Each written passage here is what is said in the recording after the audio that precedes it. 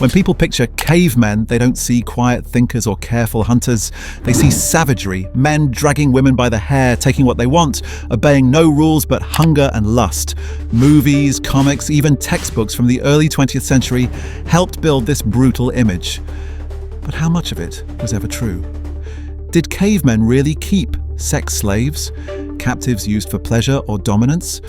Or have we simply projected our modern horrors onto an ancient world we barely understand? It's a question that unsettles because it touches something primal: violence, desire, and power at the root of human history. The idea that our ancestors were savage by nature comforts those who believe civilization tamed us. But archaeology, anthropology, and genetics now tell a far different story. One of cooperation, equality, and survival that left little room for systematic exploitation. To find the truth, we need to peel back layers of myth and ideology, not stone or bone. We must ask, what do the facts, the actual physical traces left behind, reveal about how early humans lived, fought, and loved? When we strip away the fiction, what emerges is not a world of endless brutality, but one of balance. One where cavemen were not monsters, but social creatures bound by trust, necessity, and balance. So, did cavemen keep sex slaves? The short answer is no. But the longer answer, the human answer, is far more fascinating. Where did the idea of cavemen sex slaves even come from? Not from fossils or artifacts, but from fiction. Early archaeology in the 19th century wasn't neutral science, it was a mirror of the Victorian imagination, a time obsessed with hierarchy, race, and male dominance. When artists and scholars first reconstructed prehistoric life, they painted it in their own image. Men as hunters and conquerors, women as prizes or property. The brute caveman became both a scientific shorthand and moral lesson. In popular magazines, illustrations showed muscular men in furs dragging women through fire-lit caves. Writers claimed primitive man ruled through violence, while women existed only for reproduction. Obviously, these images weren't based on evidence. They were fantasies of social Darwinism, using prehistory to justify inequality in the present. Even early anthropology reinforced the myth. The man-the-hunter model, dominant through much of the 20th century, assumed males provided food and protection. While females gathered or raised children, it implied dependence, not partnership. And from there, the idea of women as captives seemed a logical, if false, extension. But then came a new wave of evidence. Archaeologists began noticing patterns that didn't fit the old assumptions. In grave sites, women were buried with weapons. In cave art, female figures appeared not as victims, but as creators and hunters. Skeletal analysis showed equal trauma injuries among men and women, meaning both took part in dangerous hunts. This evidence dismantled the man-the-hunter myth, but the cultural image of sexual domination in prehistory was already too powerful to die quietly. It survived in films like 1 million years BC, in jokes, and in pop culture tropes that made cavemen stand-ins for untamed male aggression. So before we can answer what cavemen did, we must first understand what we made them out to be. Projections of fear and fantasy.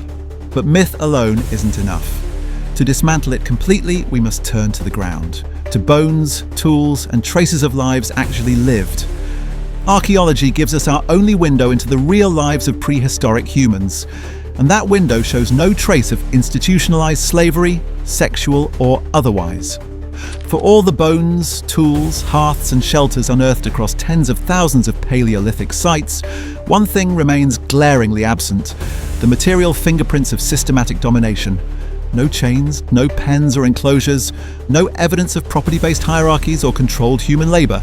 Yes, that silence of the archaeological record speaks volumes. But why this absence? The answer lies in how these societies were structured.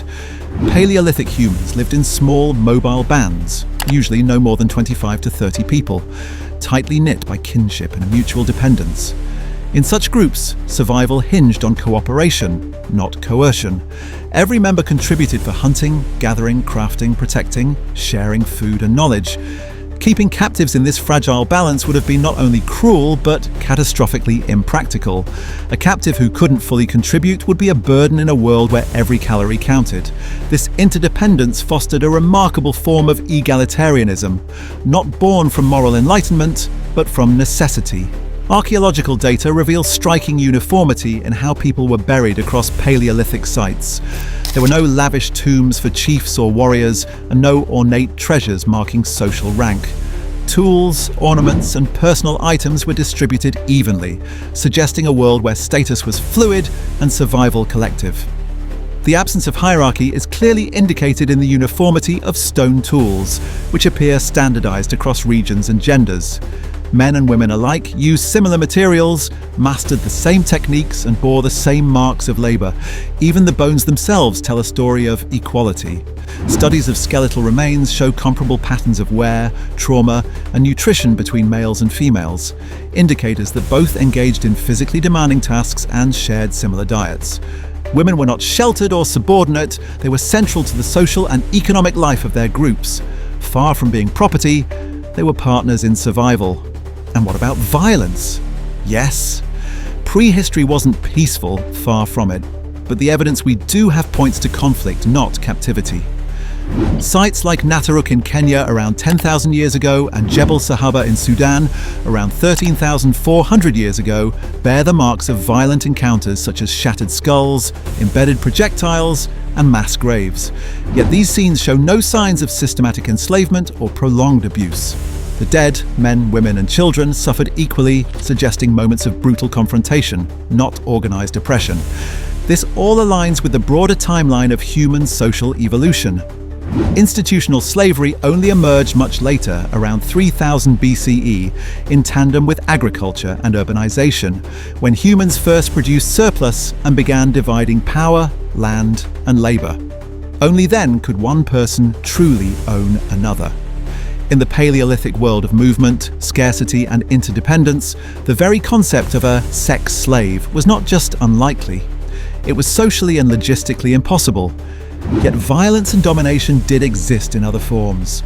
So if sex slavery wasn't a feature of early human life, what about forced relationships, abductions, or raids between rival groups?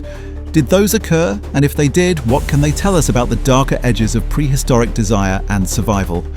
Clearly, no one claims prehistoric life was peaceful. Archaeology makes it abundantly clear that humans could be violent long before cities, kings, or armies existed. But the question is not whether violence occurred, it did, but what kind of violence? Well, the distinction is crucial. While killing, raiding, and interpersonal conflict were real features of Paleolithic life, systematic sexual slavery was not. The difference between chaotic violence and organized oppression is profound, and the archaeological record makes this distinction evident. Take the Nataruk Massacre in present-day Kenya, one of the earliest known examples of large-scale human conflict, dating to around 10,000 years ago. The site reveals a chilling scene. Men, women, and even pregnant individuals struck down by arrows and blunt instruments. Yet despite the brutality, there are no signs that anyone was restrained or held captive. The deaths were sudden, indiscriminate, and final. A moment of lethal chaos, not the extended domination characteristic of slavery. These were rapid, survival-driven confrontations where the goal was likely access to resources or territory, not the long-term subjugation of others. Even more ancient examples like Cima de los Huesos in Spain, nearly 500,000 years old, show evidence of trauma from one-on-one combat. Skulls reveal blows delivered face-to-face, a form of interpersonal conflict rather than institutionalized cruelty. For them, violence was personal and immediate, not bureaucratic or systematized.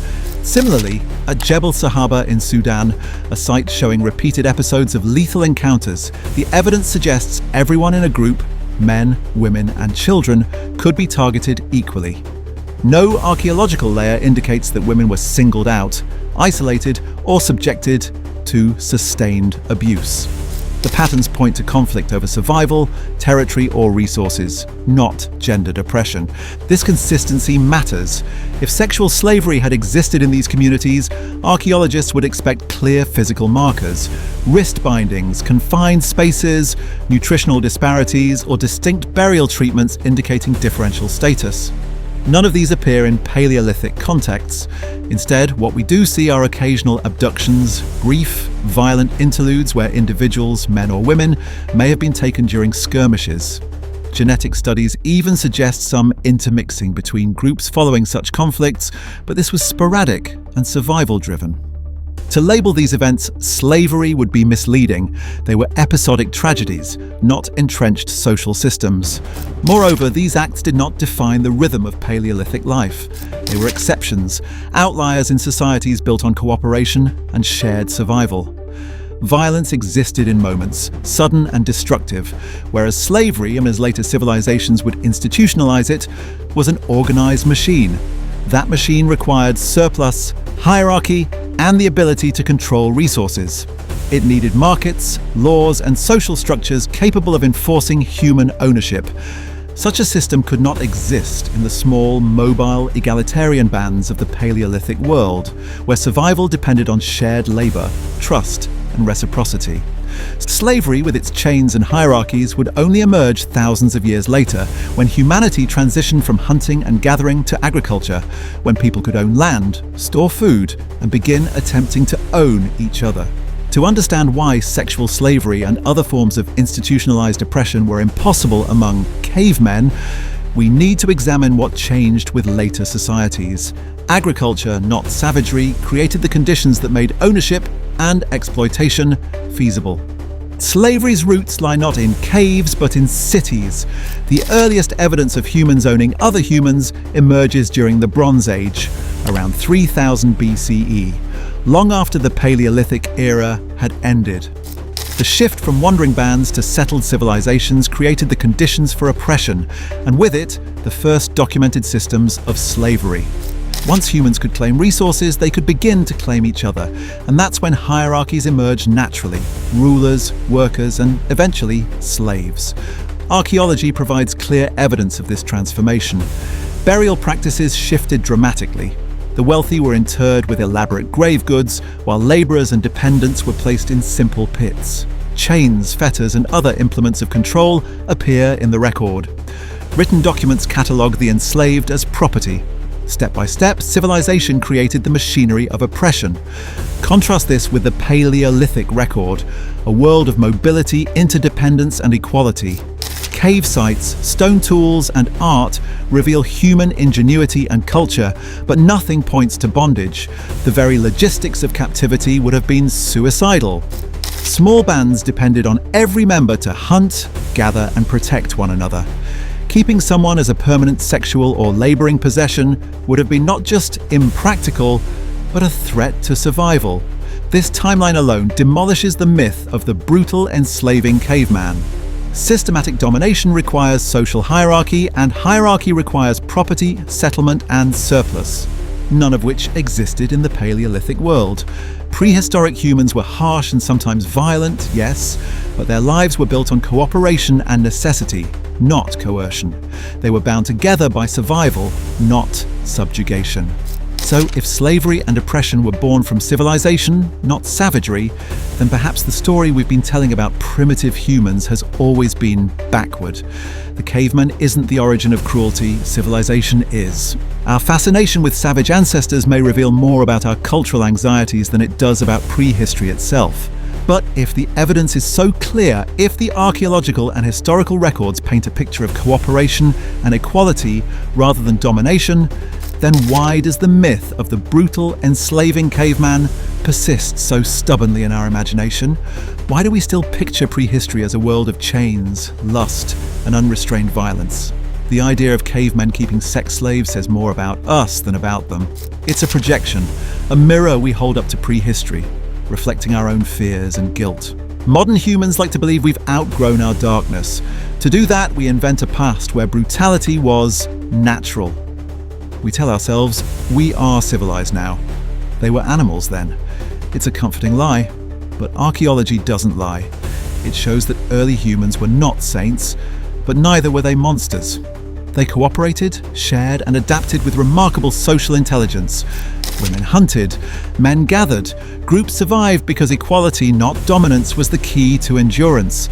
The sex slave trope belongs to history, to kingdoms, empires, and institutions that could afford cruelty. Cavemen had no such luxury. What remains then is not a story of violence and ownership, but of survival and shared humanity. The cave was not a dungeon, it was a shelter, and the people within it, far from beasts, were the ancestors of every kindness, every cooperation, and every love we know today.